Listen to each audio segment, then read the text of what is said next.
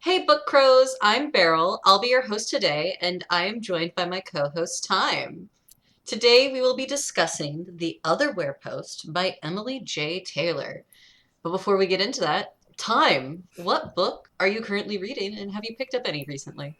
I am currently reading The Voice of the Ocean by Kelsey. I don't remember how to pronounce the last name. I apologize. Impishike. Okay. And I picked up two books recently. It's The Crimson Throne. It's about Mary Queen of Scots, so I'm going to do some history stuff Ooh. before I read it. And then The Last Tiger, which is about the two authors' grandparents during one of the darkest times in Korean history. So that one sounds really interesting. And also the cover is really pretty. I'm going to get it done. Yeah. There's like this genre recently coming out about Koreans talking about their grandparents' love stories.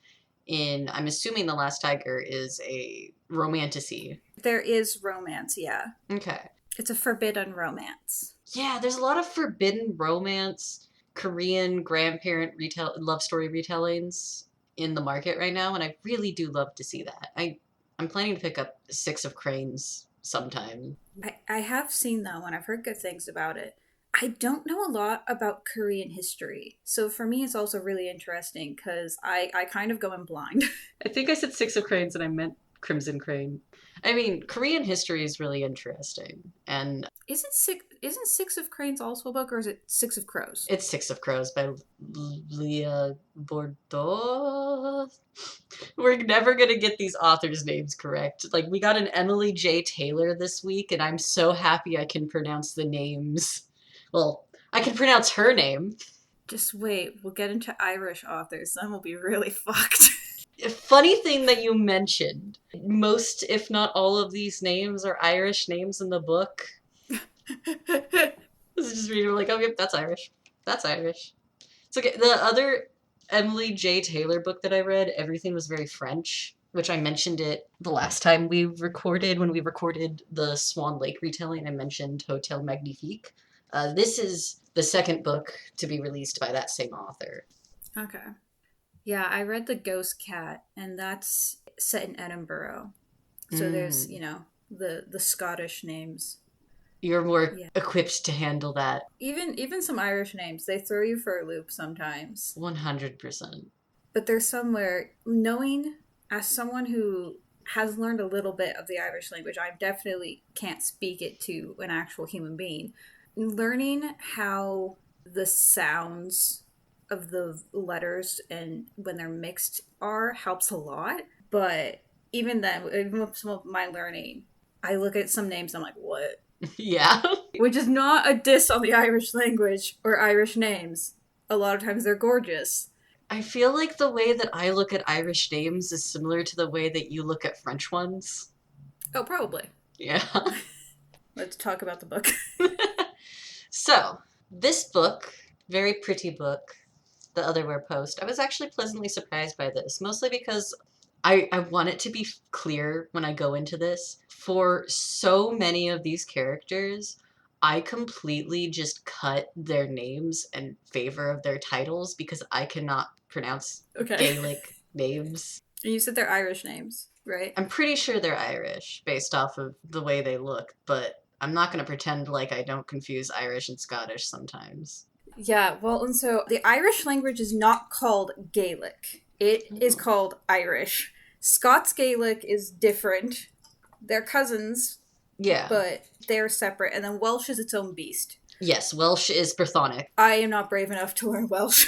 Welsh is Brythonic, and I can tell the difference between Welsh and the other ones. But Yeah, I'm saying Gaelic yeah. right now because I might be wrong with it being Irish. I'm pretty sure it's Irish, but there's always a chance that it's Scottish, and I'm just wrong. I'd say it would depend on the setting of the book. The book's pretty ambiguous for Oh, all things considered. The only thing that tells you that these names are consistently either Irish or Scottish is the fact that it is consistently the names of places. oh. Past that, generic fantasy setting in the sense of trying to figure out what the culture is. We'll get into that, actually. Let's start with Yeah. my first paragraph that I wrote, which is exactly about the world building. Okay. So, this book does an excellent job of setting up the required lore without making it feel like a wall of text. I want this to be a huge praise to the author. A lot of what I'm going to say in what is essentially a wall of words was actually dripped to us incredibly effectively through the character's point of view while making it clear what's real, what the character's beliefs are, and not making it overwhelming. And some of the things that I'm about to say with the major world building thing were actually dripped to us pretty late into the story, like after that second act has began, just to like give an idea of how this author did such a good job of conveying the information I'm about to convey for my first paragraph that I wrote. So, without further ado, the world building. This story takes place in a universe where there are multiple worlds that are laid out about the same, but contain different cultures and people. But as far as I can tell, they're really all just one culture. But I'll take that as a kind of there's different clans, different areas within the area that we're talking about, where everybody's name is Maeve or Shay or Molly or Nan. Okay. Saying Maeve. I know Maeve's an Irish name. Okay. It is a very common Irish name. I mean, there's Queen Maeve. Okay. Maeve. Yeah, Maeve. Maeve. Okay, I pronounced that right. And I know Molly is an Irish name, but At least I made it easy on you yes. with two of them. And like I know Shay is an Irish name, but I like second guessed myself because I knew a Shay in high school that was spelled the same way. And then there was Sybil, and I'm pretty sure Sybil's Irish. I actually did not know how to pronounce the Irish spelling of Sean when I first came across it in a book, so I was very confused.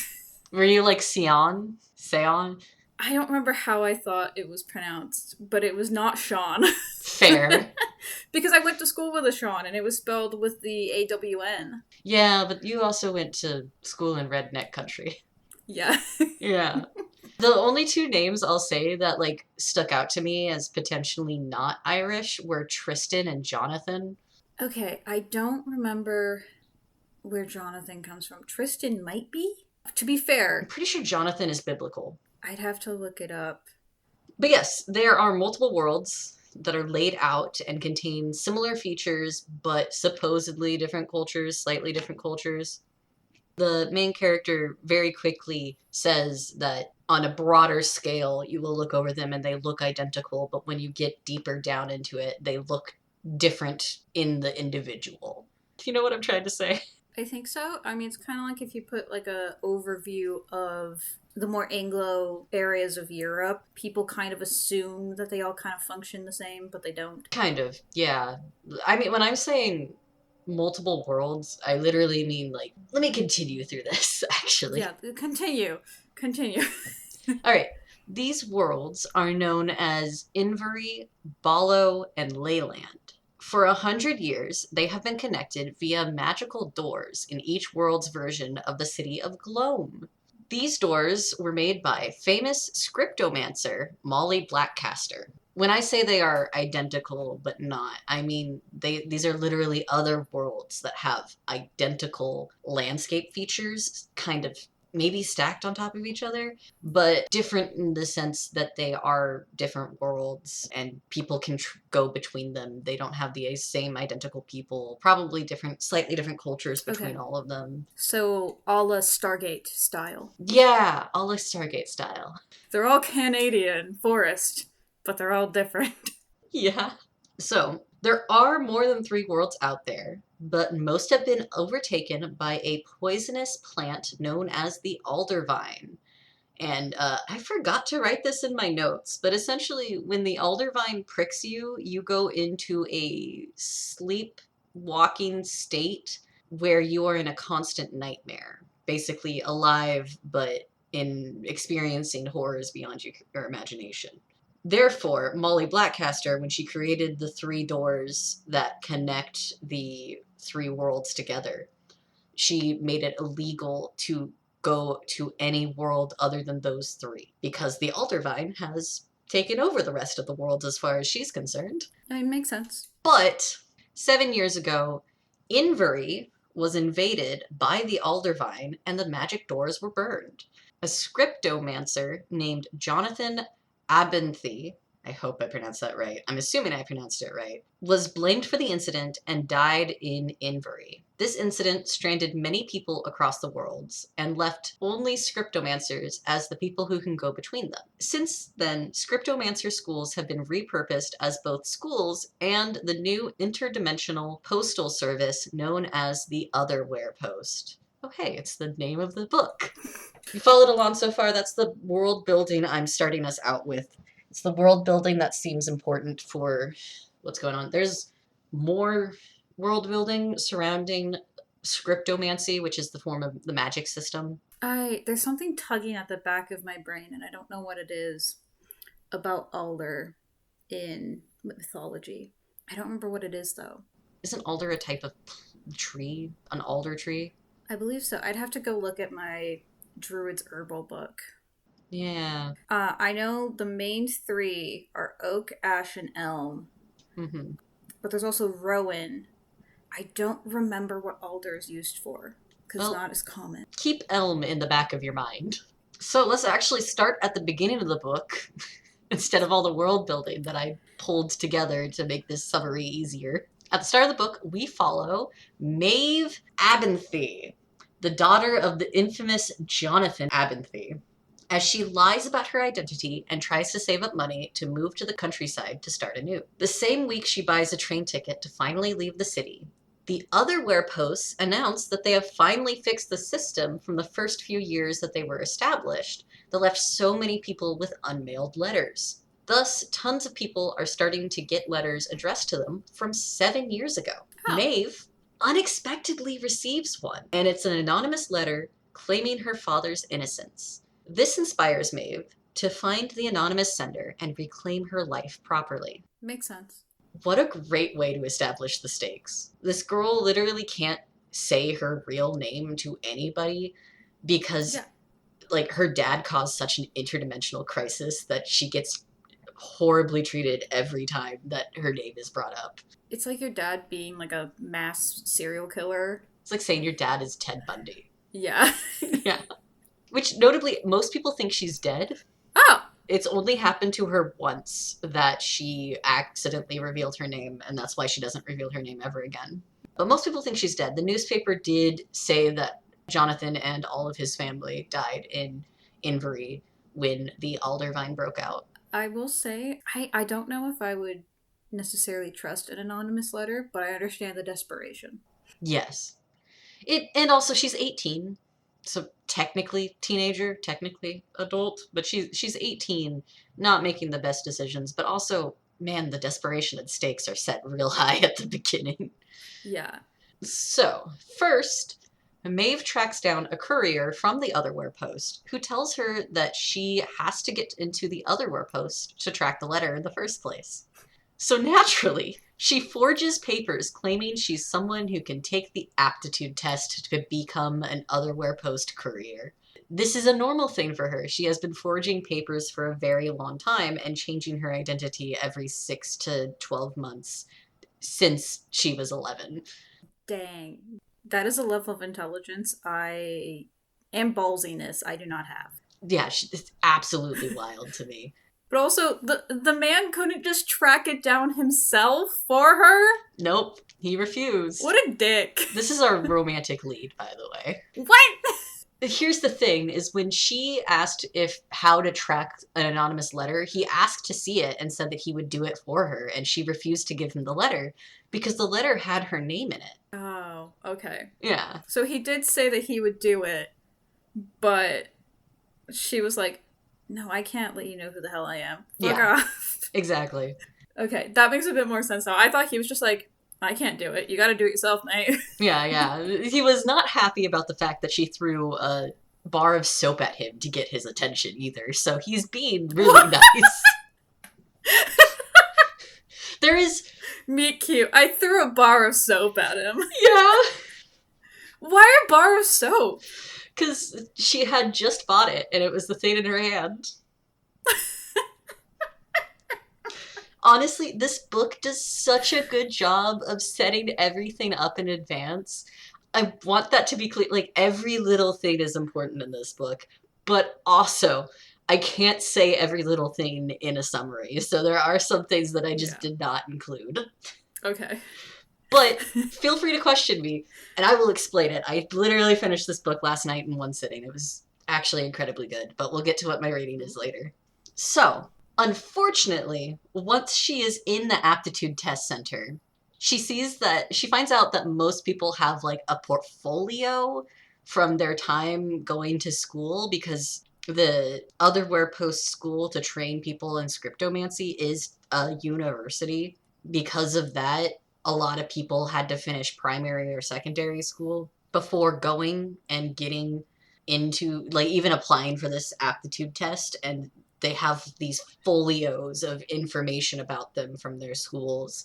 And even though she got into the testing center, she could be denied for not having all of that paperwork. Fortunately for her, this part made me cringe so badly, and I'm not cringe as in like it's cringy. Cringe as in like you see a character doing something and you're like, oh god, oh god. She sees a girl who looks a lot like her, similar features, and has like moles close to where her moles are. So she impersonates an Otherwhere Post secretary and claims that they accidentally let in too many applicants and confiscates all the paperwork from the girl that looks very similar to her. Then she uses that paperwork to get into the school as the girl that she stole the paperwork from.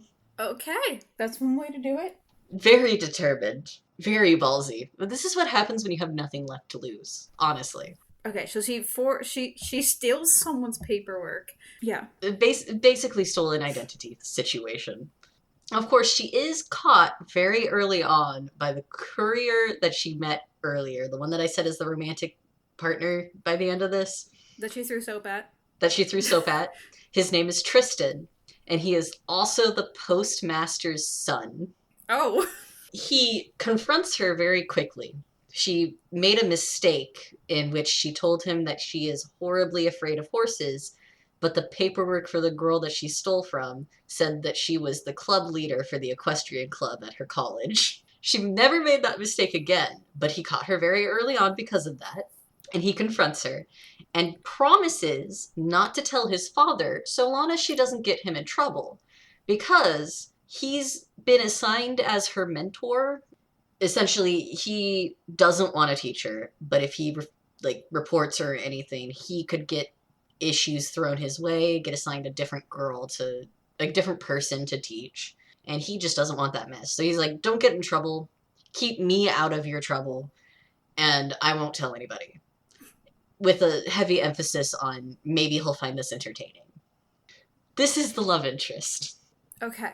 I don't know how I feel about that, but maybe they'll be so lovingly compelling. To be fair, she bonds with him very quickly when it becomes clear that all of his fellow classmates and everybody but the postmaster and the stewards for the school, they hate him. They do horrible things to him that reminds her of how she was treated the one time she accidentally let her name slip. I mean, he is the son of like the postmaster general dude. That's like being the principal's child. Which is not why he's treated badly, but because of the empathy that she feels, she treats him well, and they get pretty close pretty fast. But I didn't write many notes about this romance in the first place. I'm guessing it's backstory. It's a lot of backstory. I didn't fully fill out a paragraph about his backstory, but essentially, he is a child prodigy. He not graduated. He was kind of just made a scriptomancer before he was even old enough to finish school.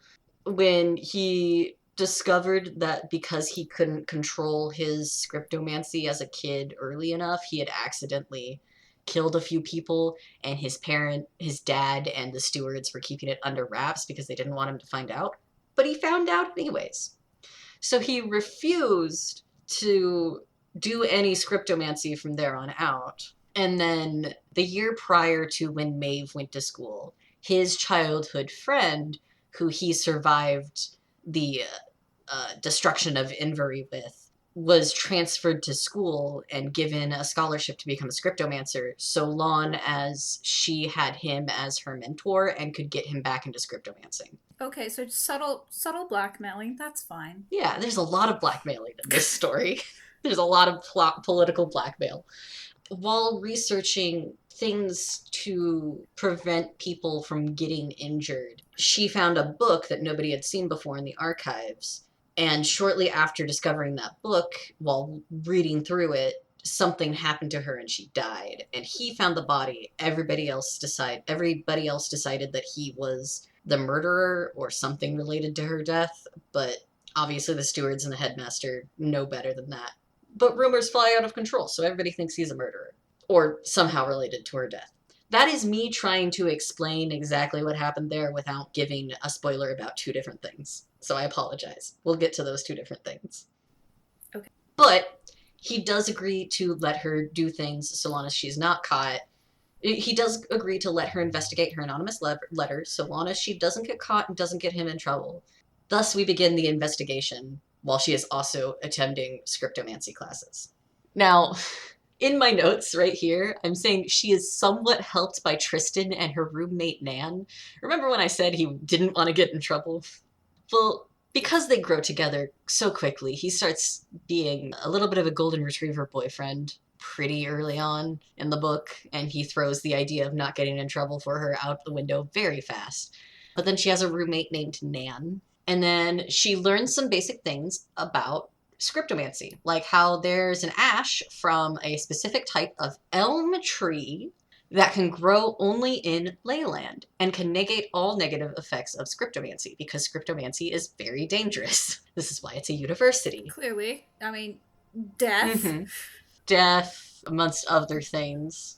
Some of the dangers have even created laws around them, such as how there's only one form of scriptomancy that can be written on your skin legally, and that's the way that you travel between realms, is writing on your skin. All other forms of skin-based scriptomancy are illegal because they are so dangerous and can go wrong so fast. While investigating, it becomes clear that someone at the school knows who Maeve is, as she's getting letters telling her to leave, and the letters turn into monsters that attack her at times. I shouldn't be laughing about this, but I just remember some of the monsters that attacked her, and they're like terrifying, but you know how when you think of something horrifying and you know what's behind it, you're kind of laugh at it a little bit? Yeah. Yeah, that's why I'm laughing a little bit. She does learn that she is an adept, which is someone who can do a specific type of scriptomancy on their first or second try. Most people have to try their scriptomancy talents multiple times before they're able to do anything. And she is specifically an adept of the type of scriptomancy that allows you to travel between realms. Fun fact, the same type of adept her dad was. I figured it was like yes, magical prodigy from the Faza. Yeah, actually, she doesn't tell Tristan for a very long time about this because she doesn't want him to question where she got the adept genes from. Yeah. So from all of her research, she finds out that the handwriting of the original anonymous letter matches her dad's roommate, who for some reason wasn't included in the news when the news broke out that he was supposedly the one that released the Aldervine on Invery. Okay, so it's the roommate that's guilty, right? No, actually. I put a spoil that for you. No. Oh. I'm not saying he's a good guy. I actually really hate him. But he's not the guilty one. Interesting. I figured it would be the roommate because, they weren't included in the news and shit. Okay. I didn't write the roommate's name down on any of these. I just called him the dad's roommate in all of my notes because I didn't want to figure out how to pronounce this name. Oh. Fion. Is it Fionn? I think it's Fionn. Fionn? It's a really, really famous Irish name. He was actually like a warrior type, yeah. Great. I'm so bad at Irish names. You put me in front of the French names and I got it every time. When they get to the Irish ones. All right, we're going to try our best here, people.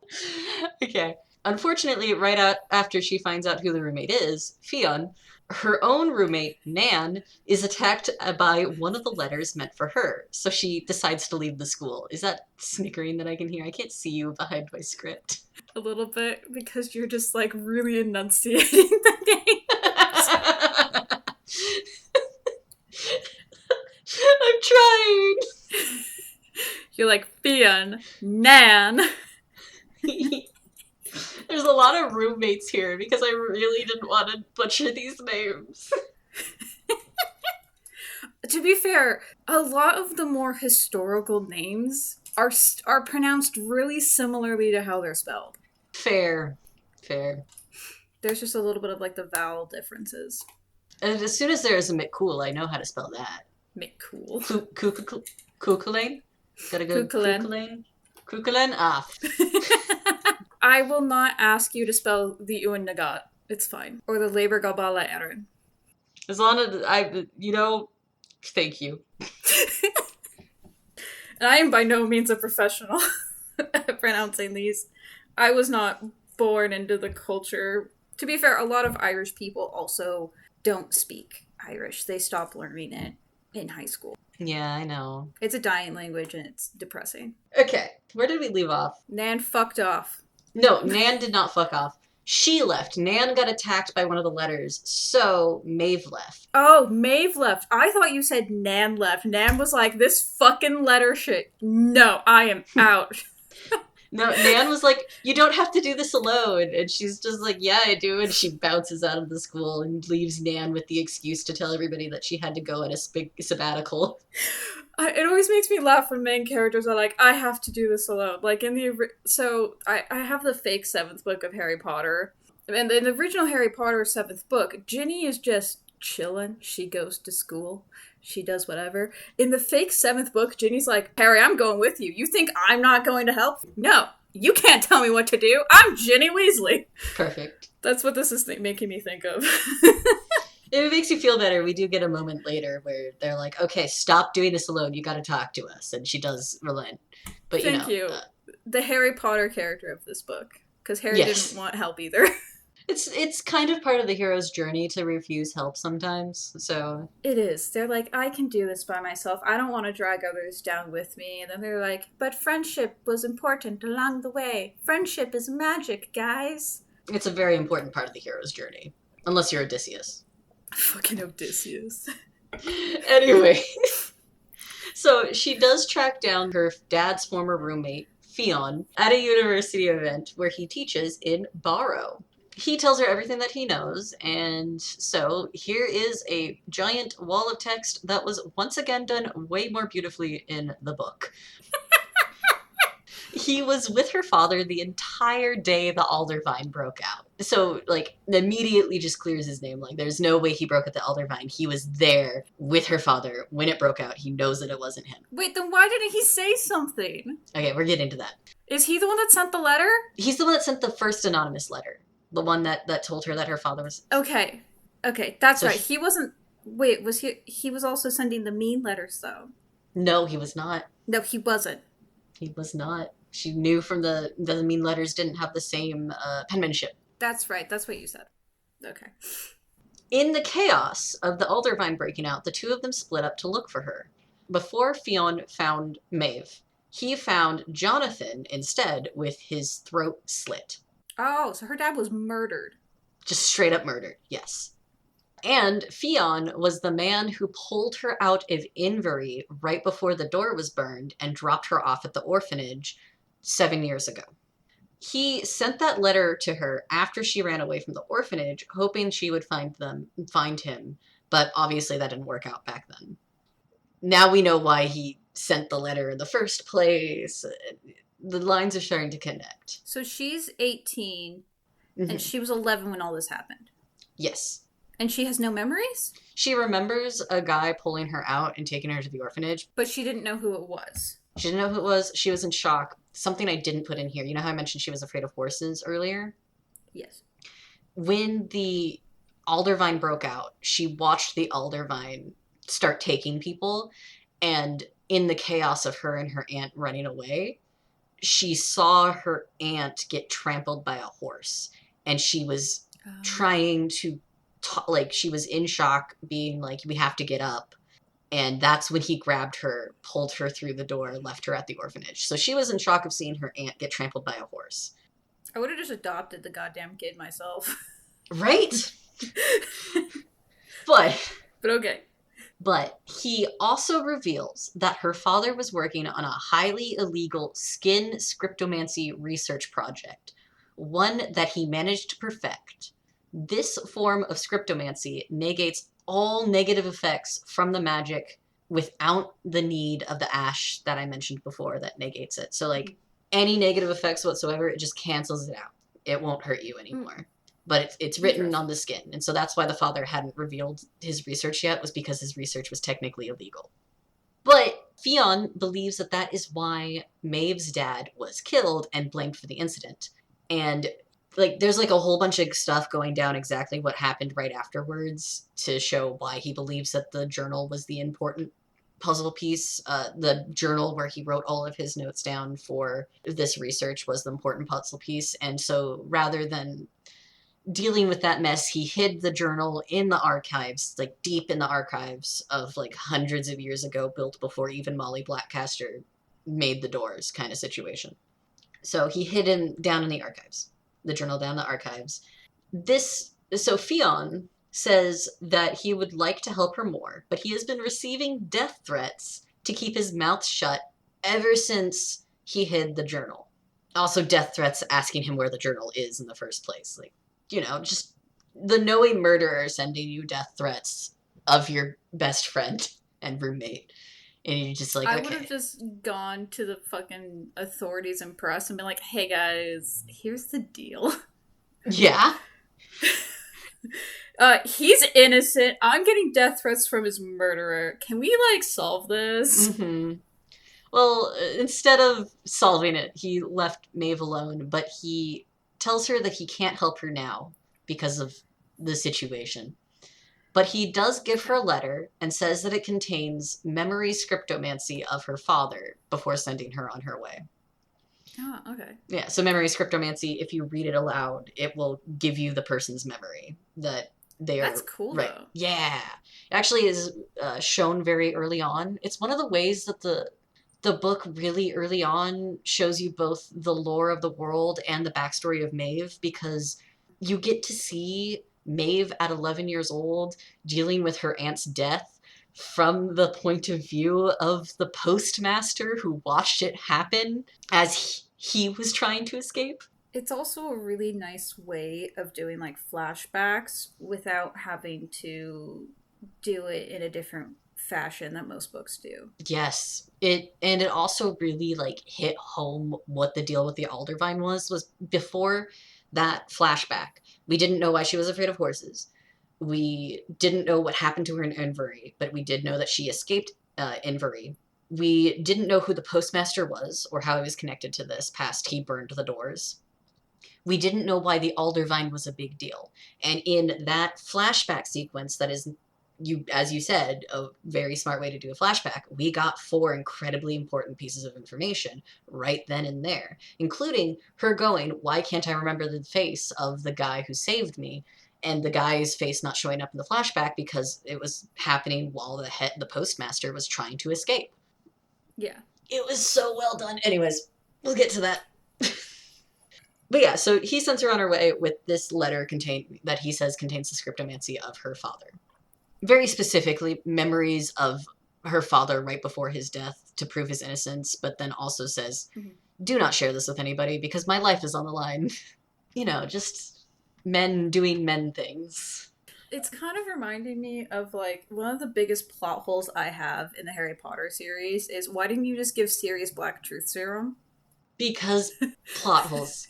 Honestly, though, this character from the get-go is seen as kind of a scaredy cat character. Yeah, which is so interesting. That's the opposite of what the guy in mythology is like.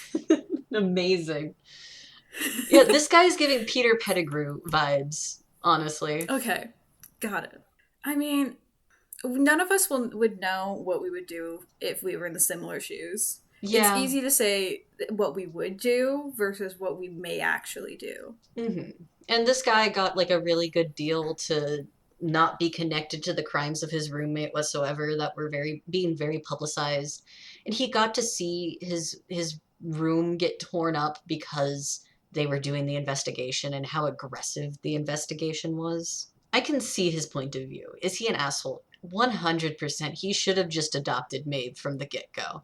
Yeah, and like told what actually happened. Yeah. And used like the memory magic to be like, here's what happened. Yeah, at least show the memory magic to show that, like, Jonathan was murdered. Yeah. But regardless. So, from interacting with Tristan in the book earlier, remember that journal that I mentioned that his former mentor who died found in the archives? It's that one. It's that one. Yeah. So, with all that knowledge, Maeve knows that the journal was confiscated after the apprentice died. And through that, she knows that the roommate probably died by the same person who killed her dad, first of all. And two, not the roommate, the apprentice. Yeah. So I wonder... The apprentice... Does that mean that the murderer is like at the school and they confiscated it so they could have it? Pretty close. Pretty close. Okay. It was confiscated... Oh my god, is it Tristan's dad? That's actually what Maeve thinks at first. Oh, okay. Yeah. There's some... I'm guessing some random dude that hasn't been mentioned. He hasn't been mentioned in my summary, but he is present throughout the book. Okay. Like by the time that we get to the big reveal of who it was, I knew it was him. I knew it had to be between him and one other dude, and I was pretty sure it was him because he was mentioned more often than the other dude. Got it. But, like, it's one of those things where he's present throughout the book, and he doesn't make a big splash until the end, and the only reason I knew it was him was because he was conveniently at the locations at the time. Again, every bit of information in this book is important to the story. It's just, summaries are not easy to make sometimes. Yeah. So she knows that the journal is in a vault in the postmaster's office. So she tries to break in and get it, and is caught. Notably, she is caught by the two guys that by the end of the book, I was like, it's one of these two guys, and I'm leaning more towards the other one. The guy who knows who the hell she is. Yeah, yeah. Fun fact, there's two people at the university who knows who she is. I mean, her dad was famous. Her dad, yeah, but she looks exactly like her mom. So it's the people who were especially close to her dad who know what her mom looked like because her mom died when she was like a year old or something. It's not exact, but when she was too young to remember her mom whatsoever. So it's the people who know what her mom looked like that know who she is and so on. So she's caught. She's now on the run, as she is a proper criminal for trying to break into the postmaster's office. So while on the run, she finds herself back to where she was at the beginning of the book, working a job that she had a false identity for before. And to make herself feel better before the morning comes, before she tries to get a train, she opens the letter that contains the memory of her dad. You know, even though it's the memory of his death, she's like, okay, well, I might as well just do this now. Unfortunately, the letter was laced with murder, not memories. I am not joking. This Fion guy literally wrote, Maeve, it's important that we all stay quiet about what's going on here. And then she starts to get filled with ink because of the magic. This man actually tried to murder her to save his own skin. Okay. Yep. Interesting. It really sells the Peter Pettigrew vibes that I was telling you earlier. Yeah. Yeah. So she's like, oh, damn. I gotta stuff myself full of this ash, the elm ash, the crematory ash specifically to avoid magical drawbacks. But she doesn't have enough ash. So she just starts eating ash. Yeah, literally. And it does not feel good. So she's not feeling great. Consuming the ash and rubbing it where she had been affected first was only slowing it down. It didn't fully stop it. So she started running around trying to find a good place to do whatever the fuck she was doing. She was in a feverish state, not doing too well, in the middle of the snow. Until Tristan finds her, where she promptly passes out, and he whisks her away to Shay's summer home. I did not mention Shay earlier, but Shay is the mentor to Nan, as well as the girlfriend of Nan. Mentor-apprentice relationships are very common in this book. We're going to ignore that problematic behavior. Yeah, a little bit. I mean, that's like I mean, I'm guessing that are they at least close in age? Yes, scriptomancy in school takes like 2 years. Okay. I mean, at least they're close in age, but it's still problematic because there's a power dynamic there. Yeah. They make it clear that the mentors are literally just people who have either recently graduated or are about to graduate, who are practicing their scriptomancy by teaching someone else scriptomancy, and that they don't actually tell their apprentices what to do anything whatsoever. It's literally just there to help reinforce scriptomancy as a tradition, and I don't know if that makes it better, but I want to pretend that it Yeah. makes it better. I mean, it's not like it's the Star Wars mentor versus apprentice situation. Yeah. Where that would be a lot worse. The people who write fan fiction like that are weird to me. Yes. But it's still a bit weird. It's still a bit weird. It's probably the only part of the book that I had to like, okay, I have to not think about this. Yeah. But yes, she is at Shay's, I put summer home. Shay is a very rich girl throughout the book. Like, again, those who have summer homes gotta be rich. Yeah. As far as I'm concerned, this might not be a summer home. This just might be one of her like 5 or 7 homes. Shay does come up earlier in the book and work with No. Go back 5 or 7 homes. really rich. Are you shitting me? Are they like Taylor Swift level famous or some shit? No, her parents are the equivalent of Rockefellers. Okay. Her grandpa is the equivalent of a Rockefeller, so it's generational wealth. Are they at least doing something like decent with their money other than having 7 homes? They have a bunch of businesses. That's not helpful. A metric ton of businesses. Like, the way that Shay has been helping throughout the entire story is that her family owns something like 50% of the land in the major cities across all of the worlds. Holy shit. Like, at the end of the book, Shay's family owns a hospital, and that's the hospital that Maeve goes to at the end of the day, at the end of the book. I'm not joking. Shay's filthy rich, and actually Shay's rich girl thing helps Maeve throughout the entire book, including earlier. It's just I did not know where to put it in earlier. Same, Morticia. I too am trying to wrap my head around someone having that much money. Yeah, it's a lot of money. It's not clear how many homes Shay owns, but it is clear that Shay is filthy rich. I mean, at least it helps out the main character conveniently. Yeah, conveniently helps out the main character.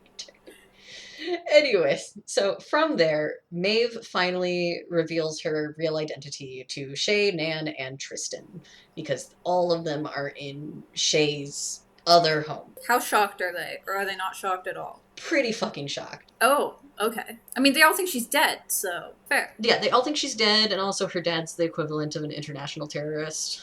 An innocent international terrorist. Indeed. So she reveals her identity. She puts everything out in the open. She tries to claim that Tristan's dad, the postmaster, is the guy who does it, and Tristan's like, no, it's not my dad. And she freaks out thinking that Tristan's turning on her, so she tries to run away, gets into the greenhouse. Tristan meets her up with her there, reveals that he has actually been pricked by the alder vine. And the reason why he's not in a nightmare sleep like everyone else is that when he got pricked and taken into Leyland, where his dad is, his dad started experimenting with what is known earlier in the book as coffee scriptomancy, where you can replace coffee with writing a special thing that gives you a lot of energy and reading it. So he experimented with this coffee scriptomancy, made something new, but wrote it on his skin. Again, skin scriptomancy, illegal. His father is also the person who burned down the doors when the aldervine got out of control. So his father, they've been trying to make him postmaster for a while, and his father tried to get out of being postmaster, wanted to move to the countryside with Tristan and live with his son and figure out how to heal him properly. But when the ministers found out that the postmaster used illegal scriptomancy to bring his son back from the nightmare world, they used that as blackmail to make the postmaster the postmaster. But also, you Again, could lots of blackmail. use that for good causes to help other people because you figured out how to negate it. Yes, but there are drawbacks. Safe to take it regularly. Yes, essentially, Tristan points out that is it 7 or 8? It's one of those two numbers. They have to write this rune on him multiple times, and they have to be refreshed daily. At least one has to be refreshed daily. On top of that, it prevents him from sleeping because it is a derivative of the coffee scriptomancy. And it also means that he can't get drunk, other narcotics don't work on him. According to him, every once in a while, he falls asleep for 2 to 3 hours at a time and then wakes up. Otherwise, he can't sleep, which, is a miserable time. The human body is not built for that. So there's drawbacks. Motherfucker must be cranky as hell. He is cranky from the very get-go. Like, he must be as cranky as Bones in the original Star Trek. Yes. He's also sassy. See, he's just Bones from Star Trek. I mean, no one else would have the balls to be like, bruh, what are you gonna do? Cut my carotid with a scalpel you have pressed to my neck to the main villain? Yeah. I feel like this guy has that energy. You're not wrong. He got a bar of soap thrown at him, and he was like, what? Yeah. Seriously? By the way, they never get rid of the bar of soap thing. They joke about it throughout the entire book. It's so fun. Fair. I too would do that if Dalton threw a bar of soap at me. Yeah. Honestly, Tristan's a great male romantic lead at the end of the day. But yeah, his father was blackmailed into becoming the postmaster. Through this new revelation and looking at the letter that Maeve has been keeping, a letter that was supposedly from her mom to her dad as a love letter, it's revealed in that scene that it was not from her mom. It was actually from one of the archivists named Sybil, who we met earlier in the book that I didn't mention because she was kind of there in the book, but very much there to be a character to get in Maeve's way.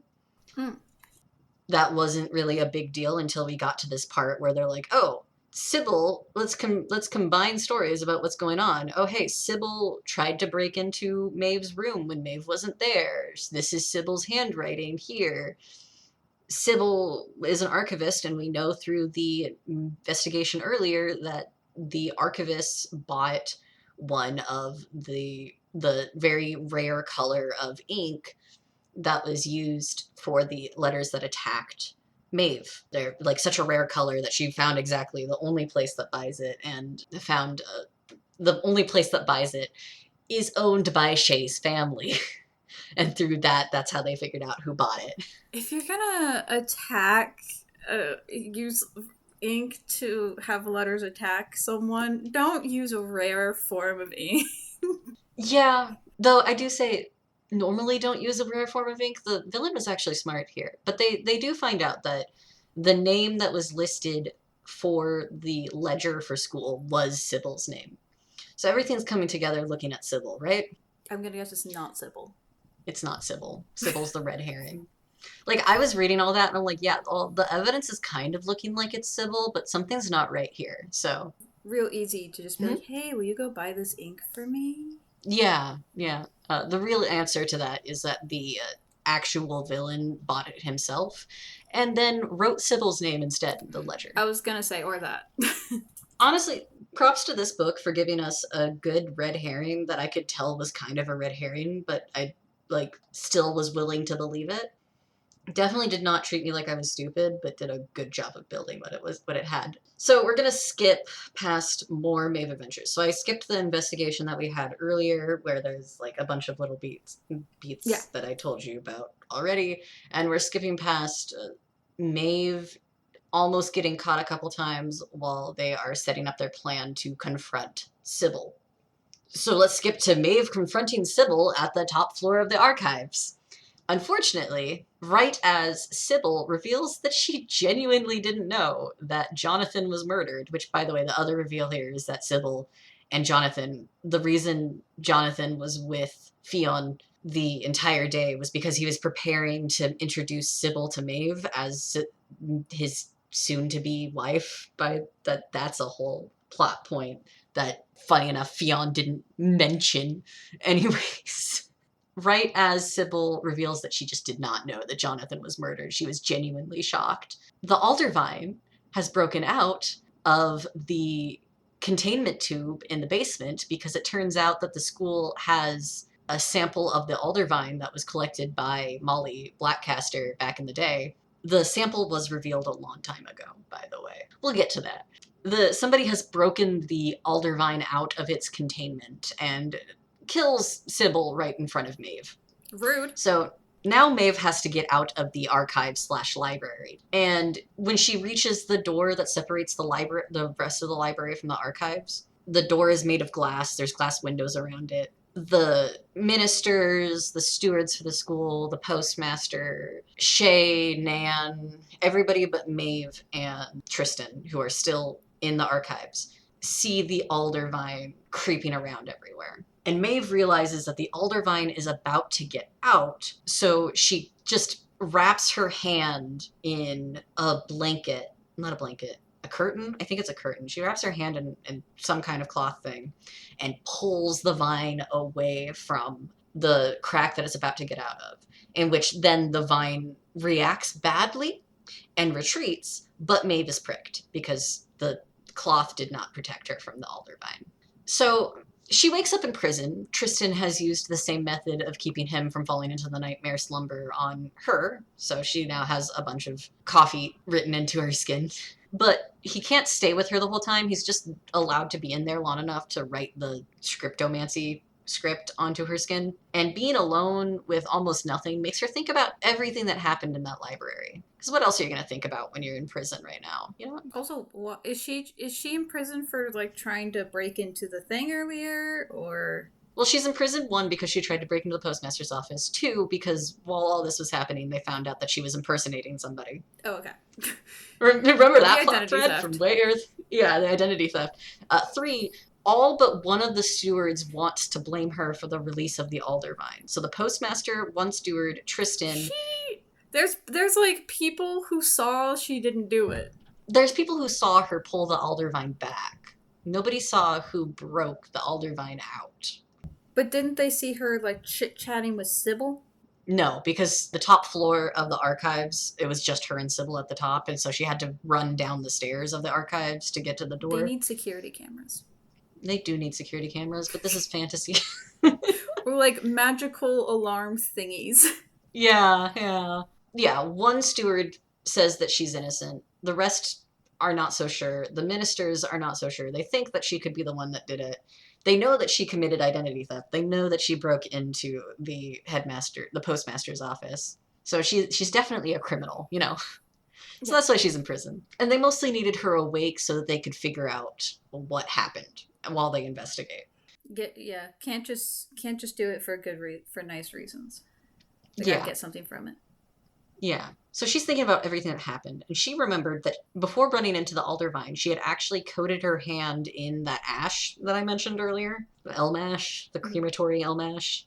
And that was the hand that she grabbed the Aldervine with. She puts 2 and 2 together when looking at the pricks in her hand, and she realizes that the pricks aren't bruises. They're pouches of ink, because the Aldervine is a scriptomancy creation. Interesting. And the reason it reacted to her touching it was because she had the ash covering her hand. So she starts to call for the only steward who pleaded for her, basically, because she thinks that he is the only one who's going to listen to her, right? He takes her to his office and gives her water when she asks, and then after listening to her, leaves her alone to gather his materials to write down what she said. While alone, she feels like something is off and starts looking around his office. And then she opens a cupboard and finds Fion's dead body. Man just has a dead body in his goddamn office closet like an idiot? Yeah. What the hell? You're a terrible murderer. You know exactly who it is now. We do get a villain monologue, and the villain monologue is probably the only, like, trope here that was kind of obviously, like, tropey. Yeah. But the villain monologue is also an important trope for a reason. Yeah, I mean, there's a reason why DMs get upset when you interrupt the villain monologue. Yeah. Essentially, he believes that the art of scriptomancy was dying with the doors allowing people to move freely between the worlds, and to some degree he is right. The University of Scriptomancy was going bankrupt before the doors were burned, so he's not completely wrong. But he decided that because his oath said to keep the art of scriptomancy alive, that meant he had to manufacture a way to destroy the doors. So he is the one that released the Aldervine. He used her dad as a scapegoat. He chose her dad, one, because her dad was smart, and he knows her dad is smart, and knew that he would be caught if he left the dad alive. Two, because the dad was an easy scapegoat with being an adept of travel and being obsessed with scriptomancy in the first place. What a convoluted way of doing that. That's like a doctor, like, attacking people because of their Hippocratic oath. Yeah, essentially. It's a bit convoluted, but okay. Yeah. You know, job security. But also makes a lot of sense that it technically worked. Yeah. I'm not too upset. Job security. Job security. Yeah. What a way to make sure you have your job security. Anyways, it turns out the water he gave her was poisoned. Ah, I kind of wondered what was up with the water.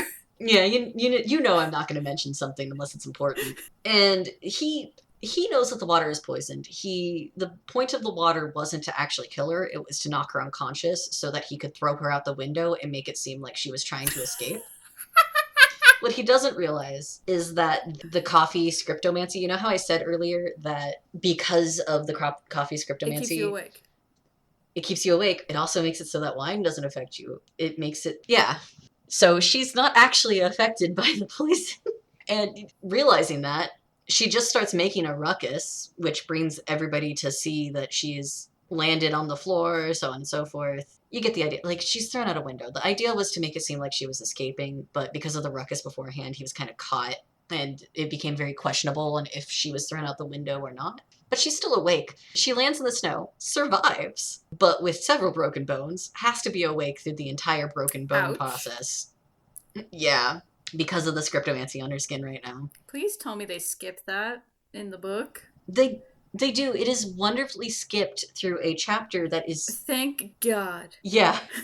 It is done very well, in which we have a time skip where the chapter that takes place, that's kind of like giving us the information of what happens while she's in the hospital, is done through letters that she receives while she's in the hospital. Okay. I'm not a fan of body horror, so... Yeah. That way, later on, when she is healed after the time skip, mostly healed, she's still not doing too great, but when she's mostly healed post time skip, she just explains which bones of hers broke, and that she unfortunately had to be awake the whole time, but she's healed now. Regardless, the investigation that takes place while she's in the hospital, again, Shay's hospital, kind of released all the information, and the entire investigation was released in the newspaper. Everybody knows her dad is innocent and who the real person was, as well as the fact that the information that the steward was keeping secret from, like, with her dad's journal and everything, he was keeping it a secret long term because it could allow people to save Invering and also go to other worlds and save those worlds and remove the Aldervine altogether. Because when you're using the scriptomancy that her dad made, the Aldervine can't affect you at all. Also, being able to have the scriptomancies that her dad was working on and the coffee one that, the guy used illegally on his own kid would have probably also made it so scriptomancy became, more important and used a lot more. Yeah. But he was determined to keep it alive via couriers. Man really liked mail. Like Luna from My Little Pony. Yeah, there we go. Yeah. Except more demented. But yeah, she gets out of the hospital, and the story ends with her being offered an official position for the Scriptomancy University that specifically in a couple years will be leading the expeditions to clear the Aldervine and to find new worlds using her father's research on a larger scale. Makes sense. Yeah. Girl's been through a lot. Yeah. Girl's been through some shit. Yeah. Honestly, Holy crap. I did enjoy the book, though. The book was really good. I wish I could make a longer review about all the little details, but there's so many little details in here that I just had Yeah. to cut for time. The fact that you stayed up all night reading it, to me, speaks a lot of volumes because there's only a few books I've done that with. One was Bravely, which I will review eventually. The other was Promise of Peridot, I think, or Dawn of Onyx. I think it was Dawn of Onyx and not Promise of Peridot. I don't remember which one it was. It might have been Promise of Peridot because I wanted to finish it because it, was the sequel. Have not read the third one. I wouldn't say I stayed up all night to read it. I read it from 3 p.m. to 9 p.m. Yeah.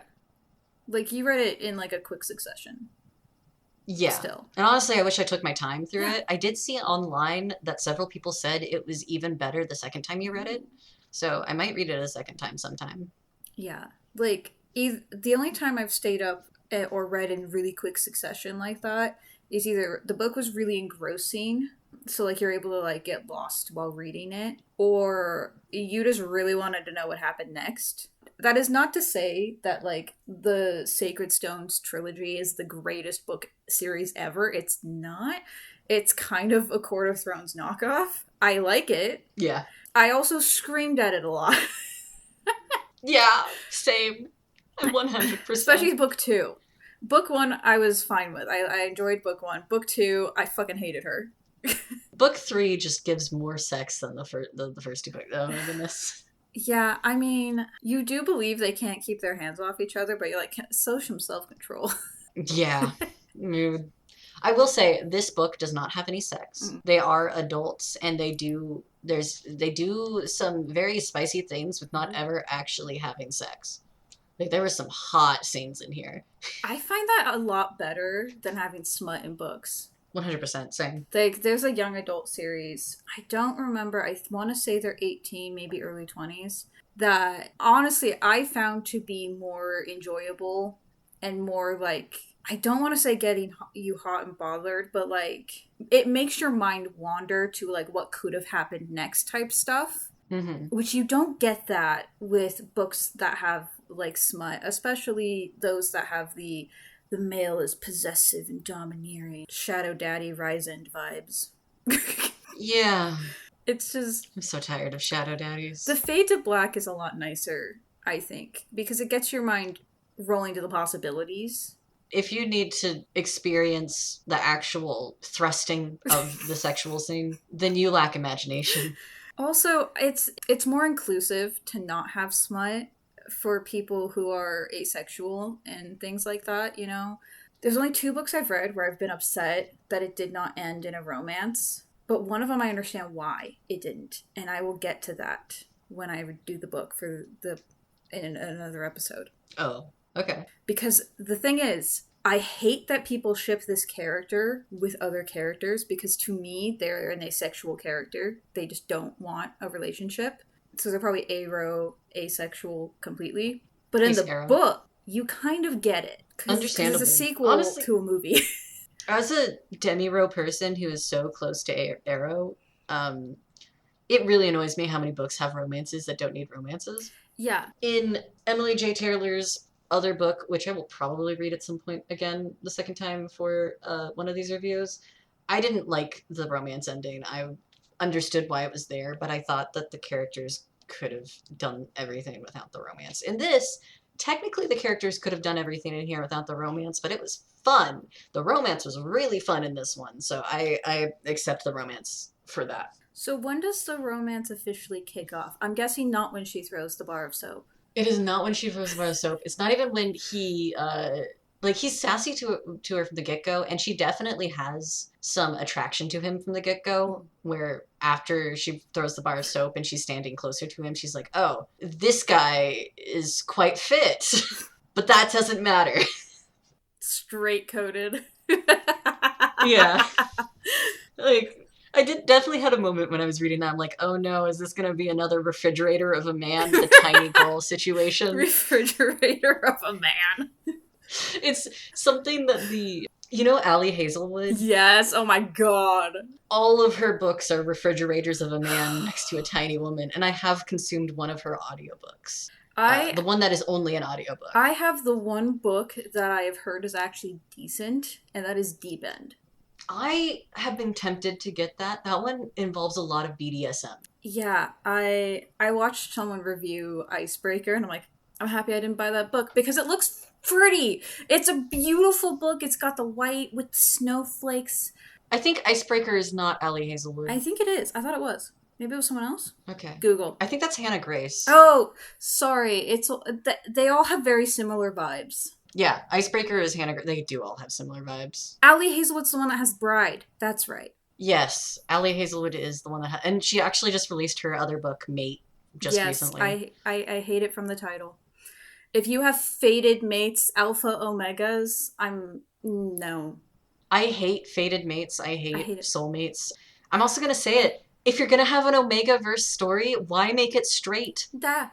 What's the point? See, this is gonna be so telling of me. Okay, there are only 2 situations where I am okay with soulmates and fated mates. Well, technically, it's not fated mates; it's the alpha omega stuff. The first one, the soulmates. Both of these are fanfics, by the way.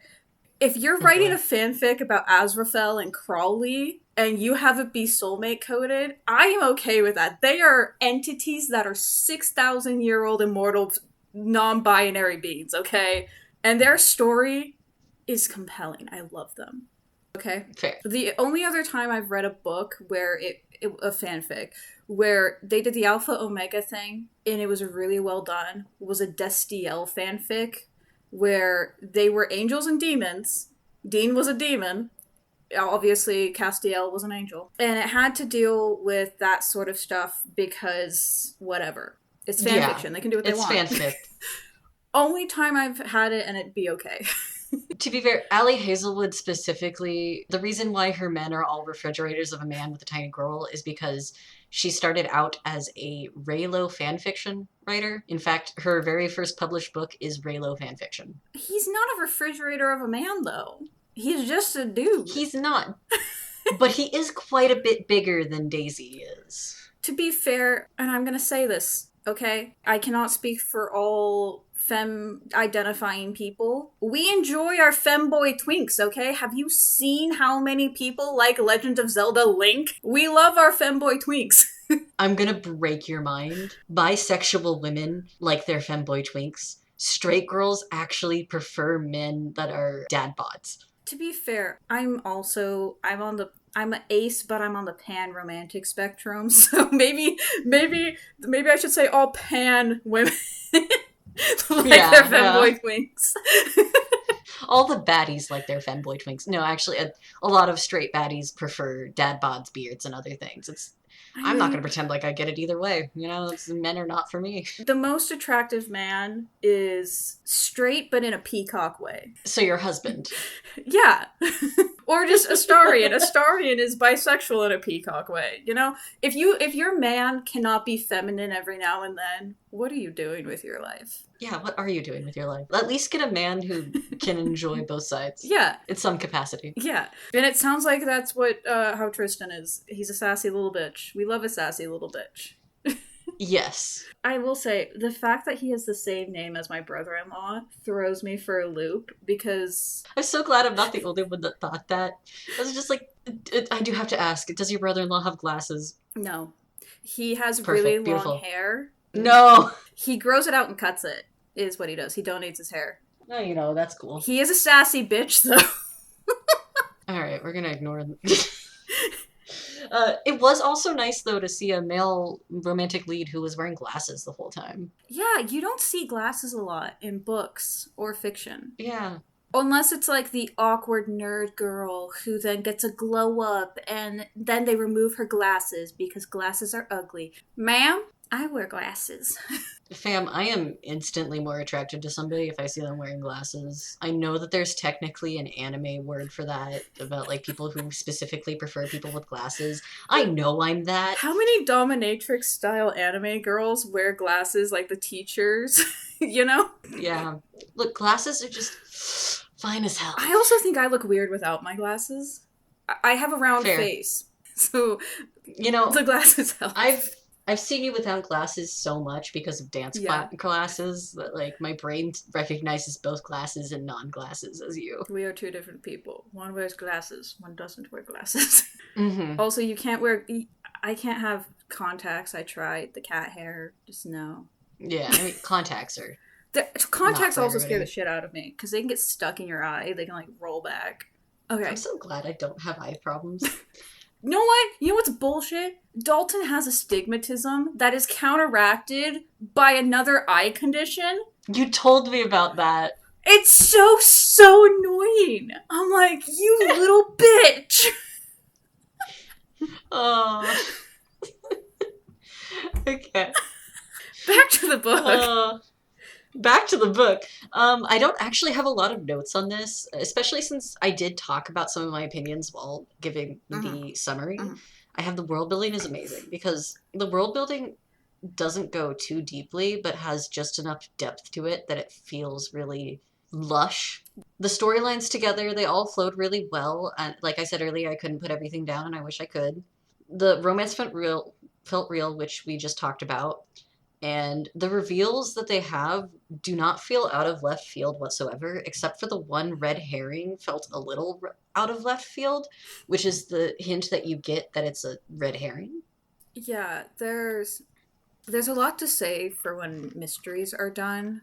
There's it's hard to say because there's a lot where they just pull something out of thin air. Sometimes it's supposed to be this random twist. Like M. Night Mm-hmm. Shyamalan was known for doing twists, but then he started sucking at the twists real quick.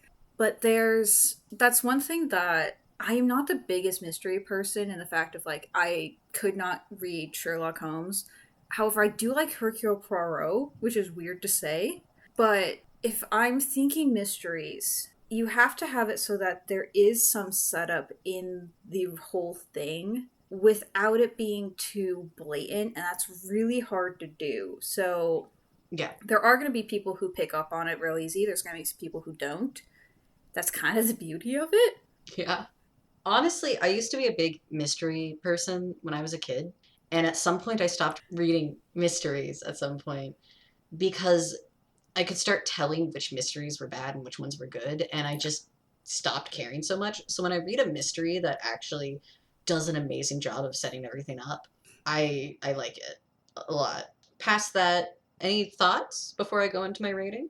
I don't think so. I mean, I got most of my questions out of the way. Yeah, the story leaves you questionless, doesn't it? That it is one of those things where I can tell the difference between my summaries and yours because I go into like real details, Mm-hmm. which doesn't leave room for a lot of dialogue. I'm gonna try and do better about that. It's okay. Let's practice. Practice.